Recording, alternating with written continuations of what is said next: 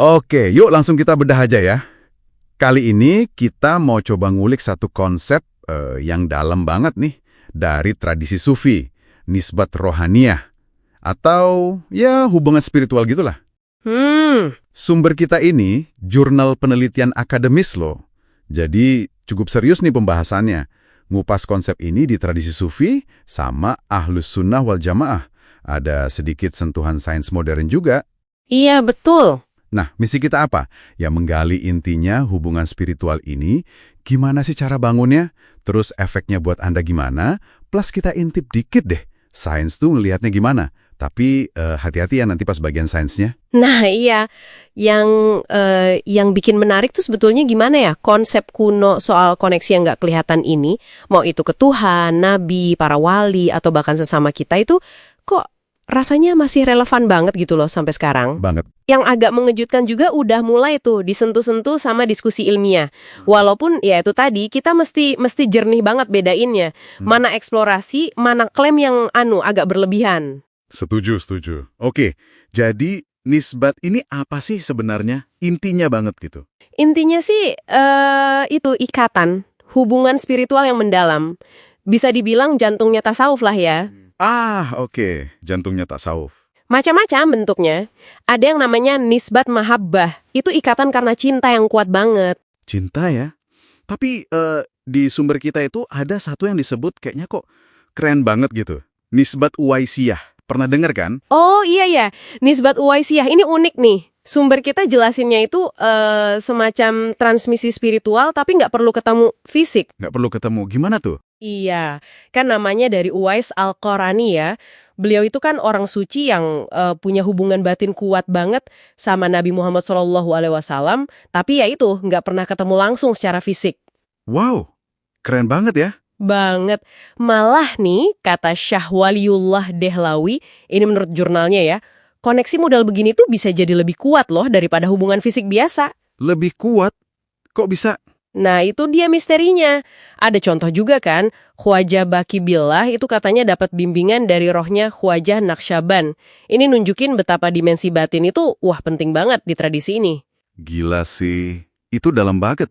Nah, kalau hubungannya sekuat itu, terus gimana caranya kita ngebangun atau ngebina koneksi spiritual kayak gini? Ada metodenya kan ya, disebut di sumber kita? Tepat. Ini bukan cuma keyakinan pasif aja, tapi ada praktek aktifnya. Jurnal ini nyebutin beberapa cara kunci. Ada sohbat. Sohbat? Apa tuh? Itu pentingnya kita barengan. Dapat bimbingan dari guru spiritual yang mumpuni, Syekh Kamil, terus sama komunitas yang suportif juga. Lingkungan itu penting. Oke, jadi perlu ada guru dan komunitas ya? Terus ada rabitah. Ini juga menarik nih, rabitah itu menjaga ikatan hati terus-menerus sama guru. Kadang sampai ngebayangin kehadiran beliau gitu, biar koneksi spiritualnya kejaga terus. Jadi ada hubungan personal yang kuat ya, baik fisik lewat suhbat tadi, maupun batin lewat rabitah ini. Ada lagi nggak? Ada dong, praktek disiplin diri juga penting. Kayak murakabah, ini mirip-mirip meditasi atau kontemplasi gitulah ya. Fokusnya ke kesadaran akan kehadiran Tuhan. Meditasi ya? Oke. Terus, zikir. Ini mungkin udah banyak yang tahu ya, ingat Allah terus-menerus. Bisa di lisan, bisa dalam hati. Tujuannya buat bersihin hati, bersihin jiwa. Zikir, oke. Udah sering dengar itu. Nah, satu lagi yang krusial itu silsilah. Itu kayak rantai transmisi spiritual yang sah gitu. Nyambungin murid ke guru, guru ke gurunya lagi, terus sampai ke Nabi Muhammad SAW. Ini buat mastiin ajarannya otentik, berkahnya nyambung. Semacam, garansi keaslian spiritual gitulah. Oke. Jadi ada metodenya jelas ya, terstruktur. Nah, sekarang nih, coba kita sambungin ke pendengar. Buat Anda nih yang lagi dengerin, apa sih artinya semua ini di kehidupan sehari-hari? Apa dampaknya gitu? Dampaknya bisa dalam banget sih. Pertama, ya jelas di level pribadi ya. Jurnal ini ngehubungin praktek-praktek tadi itu sama ketenangan batin, terus kesadaran diri yang meningkat. Ketenangan batin, kesadaran diri. Ada ungkapan bagus yang dikutip di situ, ma'rifat al-nafs, kenal diri, itu jadi tangga menuju ma'rifatullah, kenal Tuhan. Jadi, kenal diri sendiri itu kuncinya buat hubungan spiritual yang lebih oke. Wah, itu sih sejalan ya sama banyak tradisi kebijaksanaan lain. Mengenal diri. Terus, ada aspek lain lagi. Ada, sumber kita juga nyatat potensi dampak ke kesehatan mental. Nah, ini nyambung ke riset modern nih. Udah mulai ada penelitian yang nunjukin korelasi antara praktek kayak zikir sama muraqabah itu dengan penurunan cemas, stres gitu. Oh iya, gimana tuh kaitannya? Iya, katanya ada perubahan di aktivitas otak, neurokimia gitu. Terus, fokus utama tradisi ini kan tazkiyah, penyucian jiwa. Itu otomatis ya, ngarahnya ke pengembangan akhlak mulia. Dan efeknya bisa lebih luas lagi ke harmoni sosial, membangun komunitas yang lebih toleran, lebih punya welas asih. Menarik banget ya. Gimana tradisi spiritual kuno gini bisa ketemu sama temuan modern, apalagi soal mental health. Tapi, gimana soal klaim yang kadang kedengaran agak liar gitu soal hubungan sama fisika kuantum? Sumber kita nyebut itu juga kan? Nah, iya. Di sini nih kita kudu ekstra hati-hati. Banget. Neuroscience sih emang nunjukin ada perubahan yang bisa diukur di otak pas orang meditasi, muraqabah tadi. Oke, itu jelas ya. Tapi pas masuk ke fisika kuantum, wah, ini beda cerita. Ada beberapa pihak, ya disebut juga di jurnal itu, yang pakai konsep kuantum kayak non-lokalitas atau entanglement gitu. Entanglement, ya pernah dengar. Dipakai sebagai analogi konseptual gitu bilangnya.